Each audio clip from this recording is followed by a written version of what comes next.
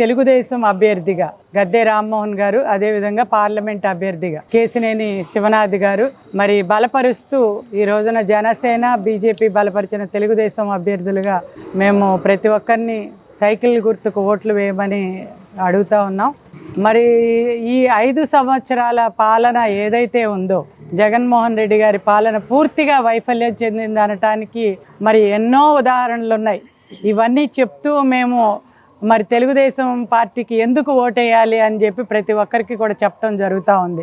నిన్న చూసాం మనం ఈ గ్రూప్స్ ఎగ్జామ్స్లో ఎన్ని అవకతవకలు జరగాలో అన్నీ చేసి యువత భవిష్యత్తుని ఎంత అన్యాయంగా నాశనం చేస్తూ ఉన్నారు. వీళ్ళ అవినీతి కోణానికి ఇది లెక్కలు అనేదే లేదనమాట. ఎవరిని చేయాలి, ఎక్కడ చేయాలి అనేది కూడా వీళ్ళకి ఉచ్చనీచాలు లేకుండా మరి ఇంతమంది విద్యార్థుల భవిష్యత్తుని, నిజంగా సెలెక్ట్ అయిన వాళ్ళ భవిష్యత్తుని నాశనం చేశారు. వేల మంది రాశారు ఎగ్జామ్స్, ఎన్నో సంవత్సరాలుగా ఆశలు పెట్టుకున్నారు వీటి మీద. అటువంటిది వాళ్ళ భవిష్యత్తుని నాశనం చేశారు. ఇవాళ ఎవరికైతే వీళ్ళు సెలక్షన్ చేశారో ఆ మూల్యాంకనం సాక్ష్యాధారాలతో కూడా బయటపడింది. ఇప్పుడు దాదాపుగా 3 సార్లు చేయటం జరిగిందని చెప్పి కోర్టులో నిరూపితమైన తర్వాత కూడా ఈ రోజుకి దాని గురించి ఆన్సర్ ఇచ్చే సందర్భం లేదు. మనం గతం నుంచి కూడా చూస్తూ ఉన్నాం. ప్రతిపక్షంగా మనం రాజ్యాంగబద్ధంగా ఇక్కడ తప్పు జరిగింది, ఇక్కడ అన్యాయం జరిగింది అని చెప్పి ప్రశ్నిస్తే వాళ్ళని తీసుకెళ్ళి కేసులు పెట్టడం, జైళ్ళల్లో వేయటం.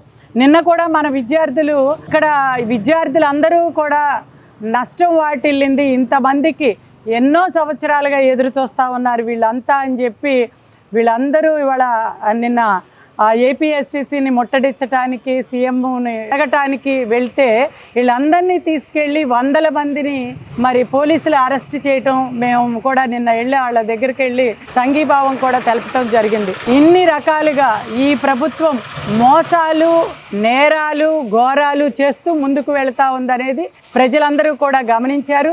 చివరికి పేదవాడికి సంక్షేమ కార్యక్రమం ఇచ్చే దానిలో కూడా ఎంత అన్యాయం జరిగింది. మేము అడుగుతూ ఉన్నాం, ఇవాళ ప్రతి ఒక్కరిని కూడా సంక్షేమాలు అందినయ్యా అంటే కేవలం 1 సారి 2 సార్లే పడినాయి అని చెప్తున్నారు. మరి మనం రేపు అధికారంలోకి వచ్చిన తర్వాత ప్రతి ఒక్క బిడ్డకి కూడా చదువుకునే పిల్లల్ని, స్కూల్కి వెళ్ళే పిల్లలకి 15,000 చొప్పున, 2 బిడ్డలున్న 30,000, 3 బిడ్డలున్న 45,000 ఇవ్వటం జరుగుతుందని, అంతేకాకుండా ప్రతి ఒక్క మహిళ కూడా మరి ఆడబిడ్డ నిధి అని చెప్పి వాళ్ళు ఈ రోజున మరి ఫైనాన్షియల్గా కూడా ఒక తండ్రి స్థానంలో ఆయన వాళ్ళ చేతిలో డబ్బులు ఉండాలి అని చెప్పి ప్రతి నెల 1,500, సంవత్సరానికి 18,000 రూపాయలు. అది కూడా 18 ఏళ్ళు దాటిన దగ్గర నుంచి 59 ఏళ్ల మహిళలు ఎవరైనా ఇంట్లో అత్త, కోడలు, తల్లి, కూతురు ఎంతమంది ఉన్నా కూడా వాళ్ళకి పడతాయని. అంతేకాకుండా మరి 3 గ్యాస్ సిలిండర్లు ఈ ప్రభుత్వం అధికారంలోకి వచ్చిన తర్వాతే మనం చూసాం ఎంత రేట్లు పెరిగిపోయినాయి. వాళ్ళ గతంలో కూడా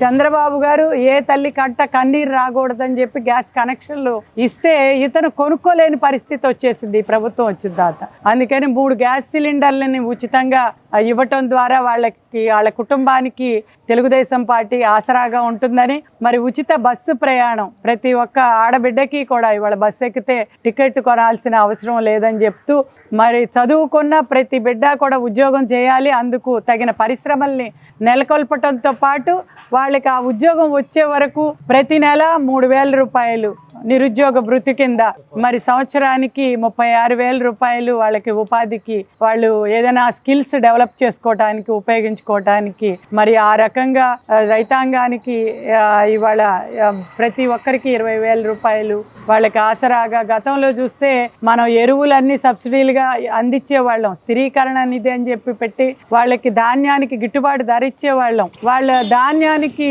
డబ్బులు సకాలంలో అందించేవాళ్ళం. ఇలా అన్ని రకాలుగా వైఫల్యం చెందింది ఈ ప్రభుత్వం. అటు పోలవరం ప్రాజెక్టు పూర్తి చేయలేదు, ఇటు అమరావతి రాజధాని విధ్వంసం చేసింది. ఇలా అన్ని రకాలుగా అయిపోయిన విధ్వంసమైన ఈ ఏదైతే వైసీపీ చేస్తున్న ఈ ప్రభుత్వ పాలనని నిరసిస్తూ మరి ప్రజలందరూ కూడా ఇవాళ తెలుగుదేశానికి, జనసేన, బీజేపీ సంకీర్ణ ప్రభుత్వానికి ఓటు వేయటానికి సిద్ధంగా ఉన్నారని తెలియజేస్తూ జై తెలుగుదేశం, జై జనసేన, బీజేపీ ప్రభుత్వం వర్ధిల్లాలి.